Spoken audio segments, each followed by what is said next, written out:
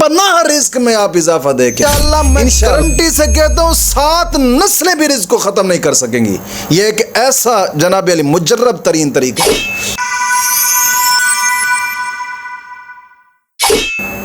الحمدللہ رب العالمین والصلاة والسلام علی سید الانبیاء والمرسلین اما بعد فاعوذ باللہ من الشیطان الرجیم بسم اللہ الرحمن الرحیم اہدنا الصراط المستقیم صدق اللہ مولانا العظیم.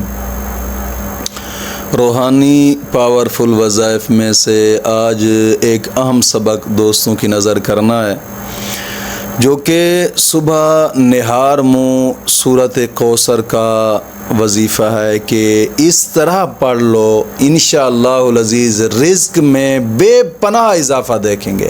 بے پناہ دوستو، اتنا رزق ملے گا کہ غیبی خزانے گویا کھل جائیں گے. یہ ایک ایسا وظیفہ ہے کہ جیسے کہتے ہیں نا کہ یار فلاں بندے کا تو ہاتھ غیبی خزانے میں ہے نا. یہ ایک ایسا مجرب ترین وظیفہ ہے اور کئی بزرگان دین نے اس کو اپنی کتب کے اندر بھی تعریر فرمایا ہے. مثال کے طور پر مجربات عثمانی ہو گئی، یا مجربات امام سیوطی رحمۃ اللہ تعالی علیہ، یا حرز سلیمانی، یا اور کافی ساری کتب ہیں جن کتب کے اندر اس صورت کے اس طریقے سے جناب علی صورت کو اس طریقے کا پڑھا جائے تو بے پناہ رزق میں اضافہ ہوتا ہے. بے پناہ یہ وہ کر سکتے ہیں کہ جن کو جاب نہیں ملتی، نوکری نہیں ملتی، یا وہ بھی کر سکتے ہیں جن کی رزق میں بندش ہے، وہ بھی کر سکتے ہیں کہ رزق کی تنگی ہے، یا چاہتے ہیں کہ ہمارے رزق میں برکت ہونی چاہیے کیونکہ کماتے ہیں تو پتہ نہیں چلتا کہاں کہاں خرچ ہو جاتا ہے، کوئی سمجھ ہی نہیں ہوتی. کما کر آتے ہیں مہینہ آخر پہ بھی نہیں آتا، پہلے پتہ ہی نہیں چلتا پتہ نہیں کہاں گیا ہے.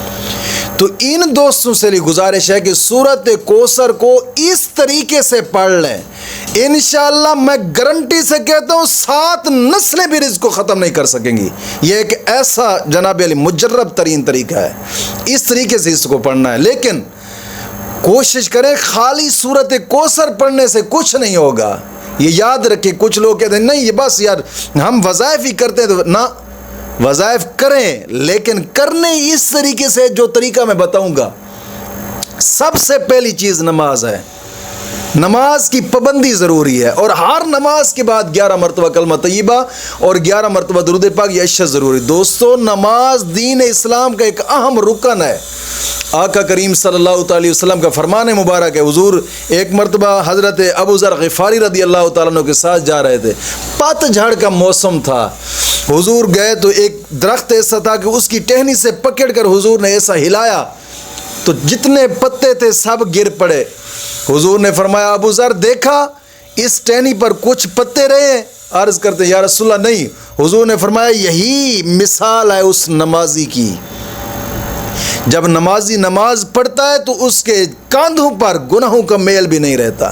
آپ کوشش فرمائیں یار نماز کی پابندی لازمی کریں، اور ہر نماز کے بعد 11 مرتبہ کلمہ طیبہ اور 11 مرتبہ درود پاک یہ اشد ضروری ہے. دوسری شرط اپنے تمام گناہوں سے توبہ اور آئندہ گناہ نہ کرنے کا ایک پختہ عزم کرنا. اللہ رب العزت قرآن کریم میں ارشاد فرماتا ہے ان اللہ یحب التوابین و یحب المتطہرین. گناہوں سے توبہ کرنے والوں اور صاف ستھرا رہنے والوں کو اللہ اپنا دوست رکھتا ہے. دوستو کوشش فرمائیں یار، یہ زندگی 4 دن کی گزر جائے گی. بزرگ فرماتے ہیں زندگی 3 سانس کا نام ہے. ایک لے لیا، دوسرا لے رہے ہیں، اور تیسرے کا پتہ بھی نہیں لے سکتے یا نہیں لے سکتے. اتنی مختصر زندگی ہے، اور اتنی مختصر زندگی میں آپ یار پھر جو وقت گزارتے ہیں کہاں گزارتے ہیں. اور پھر سورۃ کوثر کو آپ اس طریقے سے پڑھیں کہ نماز فجر کے بعد جب نماز پڑھ لیں. کبھی کبھار ایسا ہوتا ہے کہ نماز آپ کو جاگ لیٹ آتی ہے. جاگ اگر لیٹ آتی ہے یعنی سورج نکلنے کے بعد تو پھر لازمی قضا لازمی پڑھ لیں نماز. نماز فجر ادا کرنے کے بعد آپ نے ایک ہی جگہ پہ بیٹھ کر اول آخر 11 مرتبہ درود پاک اور پھر 130 مرتبہ سورت کوثر کو پڑھیں، انا اعطیناک الکوثر فصلی لربک وانحر ان شانیک هو الابتر. لگاتار کم از کم 11 دن، 21 دن یا 41 دن تک لگاتار بلا ناغہ پڑھیں. انشاءاللہ بے پناہ رزق میں آپ اضافہ دیکھیں گے انشاءاللہ العزیز. مولا کریم دین متین کی سمجھ عطا فرمائے.